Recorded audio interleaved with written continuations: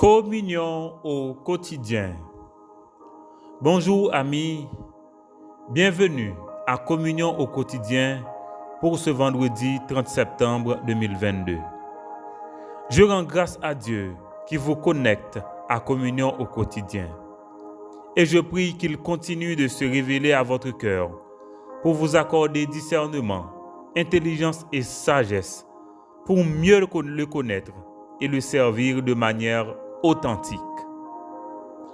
Venons ensemble autour de la table pour ce moment béni de communion avec Dieu en famille. Amis, l'expérimentation, notre témoignage sous la puissance du Saint-Esprit, c'est le côté pratique de la foi. Et amis, le moment c'est maintenant pour expérimenter la culture du foyer de communion ensemble pour tout.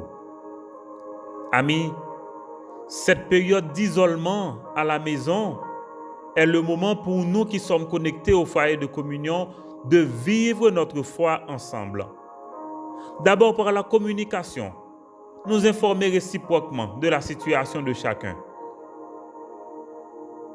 Alors un exemple, si vous recevez un appel d'une personne du foyer de communion, eh bien, appelez quelqu'un d'autre. Appelez quelqu'un d'autre pour vous informer de sa situation. Ne restez pas seulement sur le groupe.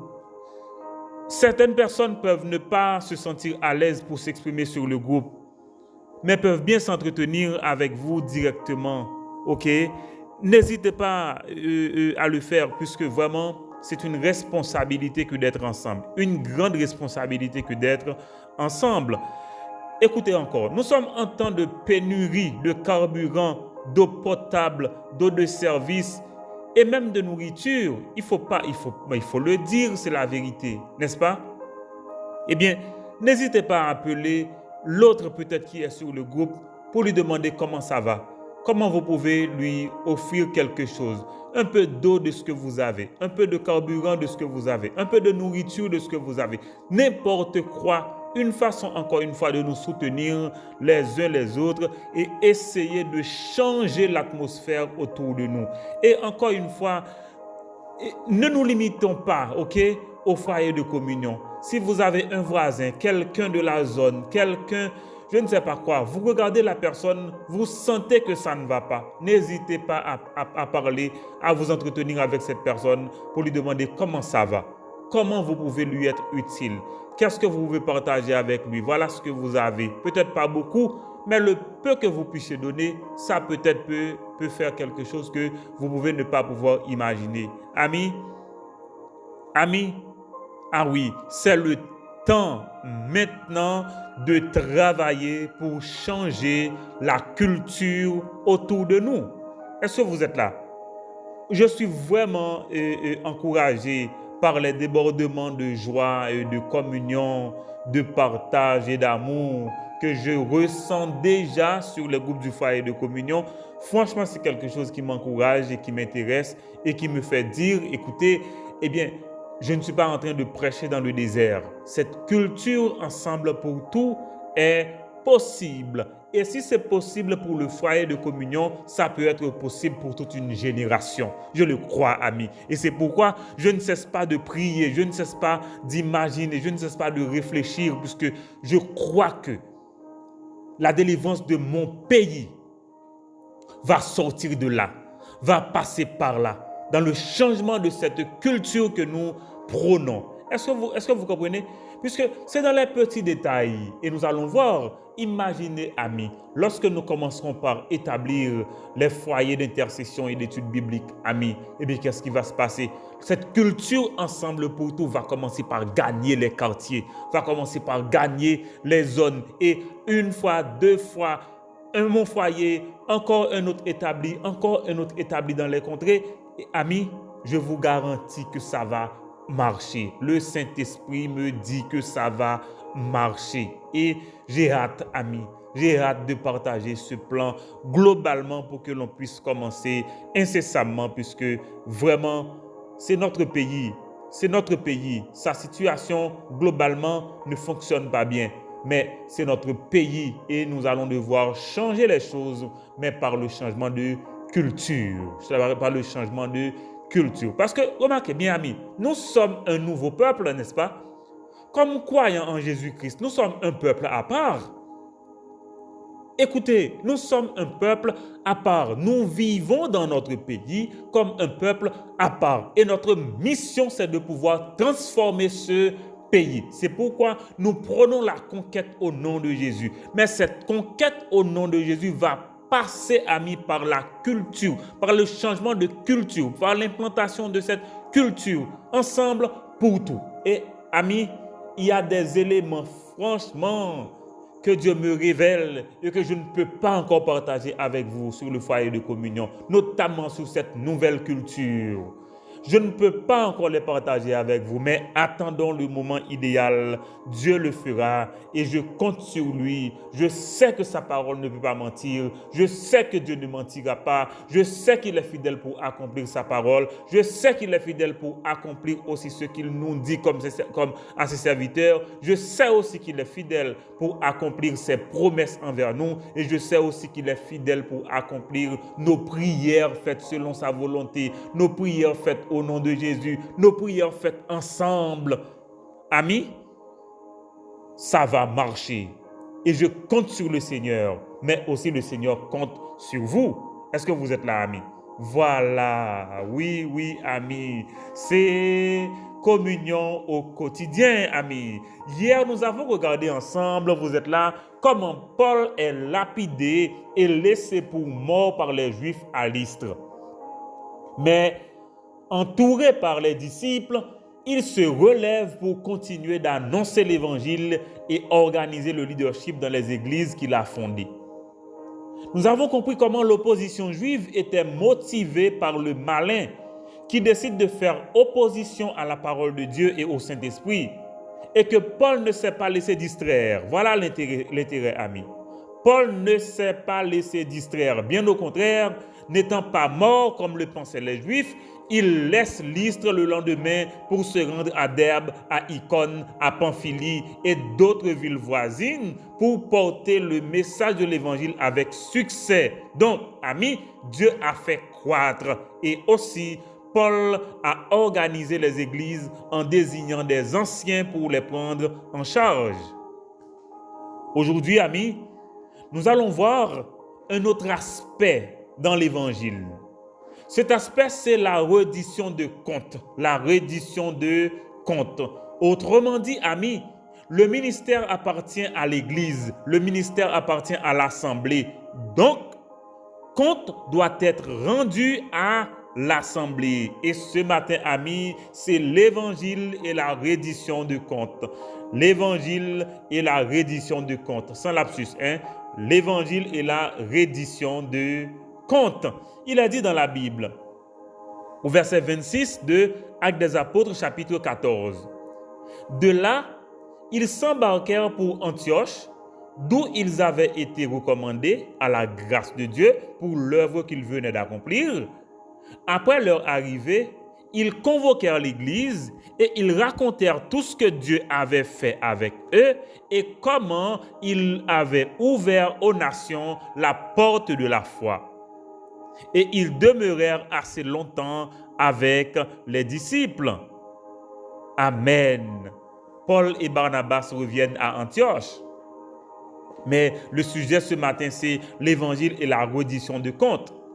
Rappelez-vous, amis, au chapitre 13, lorsque dans la prière et le jeûne, le Saint-Esprit parlait clairement aux leaders de l'église d'Antioche de consacrer Paul et Barnabas pour l'œuvre qu'ils étaient désignés. Et rappelez-vous, amis, Paul a eu une mission du Seigneur sur sa vie et qu'il doit aller vers les nations pour porter le message de l'évangile. Et Jésus même a dit à Paul le jour de sa conversion, eh bien Paul va devoir apprendre comment souffrir aussi pour la cause de l'évangile. Amis, voilà ce qui va arriver.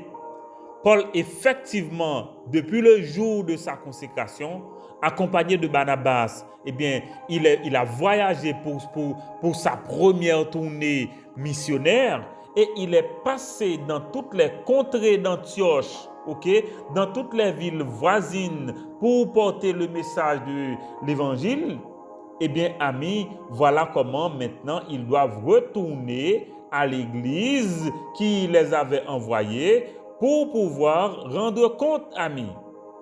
Pour pouvoir rendre compte. Et là, il est dit, voilà, qu'est-ce qu'ils font? Eh bien, voilà l'église qui les a envoyés, c'était Antioche. Eh bien, ils reviennent donner le rapport de leur travail. Et remarquez bien, amis, l'église est convoquée. L'église est convoquée. J'aime ça. Tout est raconté. Tout est raconté. Paul a raconté comment Jésus-Christ, comment Dieu a œuvré à travers eux pour communiquer l'évangile aux nations, pour communiquer l'évangile aux nations non juives. Et il est dit que il raconte comment la porte de la foi est ouverte aux nations. Et ensemble, pour se ressourcer, il a dû passer une année environ. Et c'est pourquoi on a dit pendant longtemps, il est resté avec les disciples à Antioche, comme pour se ressourcer, certainement pour se préparer à repartir pour une nouvelle tournée missionnaire. Amis, c'était le premier voyage missionnaire de Paul. Et rappelez-vous, il est envoyé par l'église d'Antioche, Paul et Barnabas. Ils ont pu fouler le terrain dans plusieurs villes et contrées voisines d'Antioche, notamment dans les synagogues. Et voilà, c'est important de souligner. D'abord, ils vont dans les synagogues, là où se trouvent les Juifs, comme pour porter l'évangile d'abord vers les Juifs. Paul n'a jamais caché son attachement aux Juifs et sa volonté de les voir sauvés. Bien souvent, il est bien accueilli, mais souvent, les Juifs se laissent gagner par la jalousie. Soit de voir la grande foule aller après les apôtres, soit de voir les non-juifs intégrer la foi. Et à ce moment, leur jalousie les pousse à des réactions de provocation. Et ils provoquent des émeutes contre les apôtres. Et la dernière fois, ils ont même lapidé Paul. Vous êtes là? À noter que Paul a fait face à l'opposition de toutes sortes, soit à Satan dans le cadre du proconsul de Paphos, notamment, comment il s'appelle, Sergius, soit aux Juifs qui s'opposent à sa prédication par des injures, de la jalousie, même des contradictions, soit à de grands religieux. Vous vous rappelez Alice, comment ces grands religieux, ces prêtres du temple de Jupiter ont même voulu sacrifier des taureaux pour les apôtres, pensant qu'ils étaient Jupiter et Mercure. Mais ce qu'il faut noter vraiment, amis, de cette première tournée missionnaire, de ce premier voyage missionnaire de Paul, c'est la grande moisson des âmes. C'est la grande moisson des âmes. Tant à Lys qu'à Derbe, en Pisidie, en Pamphylie, amis, à Icône, c'était une grande moisson. Et bien souvent, on parle de la grande multitude. Puisque l'évangile est proclamé, puisque le témoignage est donné sous la puissance du Saint-Esprit, beaucoup de personnes viennent à la conversion. Amis, et maintenant, l'assemblée est convoquée. Paul, question, comment a été ce premier voyage missionnaire que tu as fait en compagnie de Barnabas? Eh bien, Paul a dû tout raconter. Paul a dû tout raconter, comment Dieu, ce que Dieu avait fait à travers eux, comment Dieu a agi et comment les portes de la foi s'ouvrent aux nations. La reddition de comptes, amis. L'église d'Antioche se réjouit que la porte de la foi est ouverte aux nations juives, aux nations non juives. Et Paul est resté pendant longtemps à Antioche avec les disciples, comme pour se ressourcer, pour se préparer pour un nouveau voyage missionnaire. Ainsi s'achève le premier voyage missionnaire de Paul. Vous êtes là, amis, la reddition de comptes. Oui, nous devons rendre compte. La parole de Dieu dit que nous allons rendre compte à Dieu, mais nous devons rendre compte aussi les uns aux autres. Ah oui, amis, c'est ça, oui, la culture ensemble pour tout. Nous devons rendre compte aussi les uns aux autres. Prions ensemble, amis. Père, nous te disons merci et nous disons notre reconnaissance envers toi pour l'évangile qui pardonne et qui sauve encore aujourd'hui. Nous te remercions pour ta parole qui nous enseigne comment tu as organisé l'entrée des non-juifs dans la foi, dans le royaume. Nous te remercions, Père, de nous avoir sauvés et intégrés dans le corps de Christ. Nous bénissons ton nom pour chaque personne sur le groupe du foyer de communion que tu as appelé au salut et qui a répondu à ton appel. Nous bénissons ton nom pour ton amour et ta grâce débordante, car tu laisses encore la porte de la grâce encore aujourd'hui ouverte à tout cœur affligé qui te cherche sincèrement. Père, nous te disons merci pour les dons que tu révèles à tes serviteurs et servantes pour te servir et être utile à la communauté, à l'assemblée et aux autres. Permets que, Père, sur la base de l'amour pour toi, nous puissions continuer à te faire confiance, à t'obéir comme Paul, pour porter la bonne nouvelle à tous les cœurs qui ne cessent de te chercher. Ô Père, donne que dans l'humilité, nous puissions te rendre compte et aussi rendre compte aux frères et sœurs de l'Assemblée, afin qu'ensemble, nous puissions nous réjouir du travail que tu réalises au travers de tes serviteurs.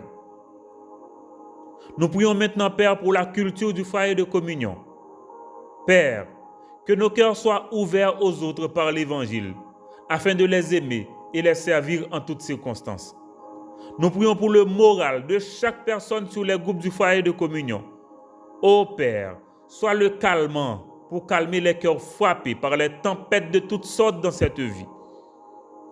Ô Père, nous prions aussi pour la consolation de notre sœur Darline Mathieu et sa famille qui pleure maintenant le départ de son cousin. Sois la source de réconfort de notre sœur et révèle-toi à son cœur de manière intime pour rapprocher son cœur de toi. Oh, les besoins nés de cette situation, nous prions que tu ouvres des portes pour donner à la famille de supporter ce fardeau au nom de Jésus. Que te dire, Père, pour notre pays qui continue dans cette descente? Nous prions que le miracle soit à la dimension de cette crise pour qu'ensemble, le pays puisse crier c'est l'Éternel qui est Dieu. Nos parents, nos familles, toutes les familles sur le groupe du foyer de communion sont entre tes mains. Nous déclarons protection physique, vie abondante, au nom de Jésus sur chacun de nous. Oui, Père, que nous soyons ensemble pour tout, pour nous réjouir ensemble, pour nous supporter les uns les autres par l'Évangile et que sous la puissance du Saint-Esprit, nous puissions témoigner que tu es bon, nous puissions témoigner ton amour, nous puissions témoigner ton salut et déclarer que tu es capable de sauver aujourd'hui quiconque confesse le nom de Jésus. C'est notre prière adressée à toi et nous prions pour l'exaucement, Seigneur, de nos demandes devant toi. Au nom de Jésus que nous prions et disons Amen, Amen, Amen, encore une fois, Amen et enfin, Amen.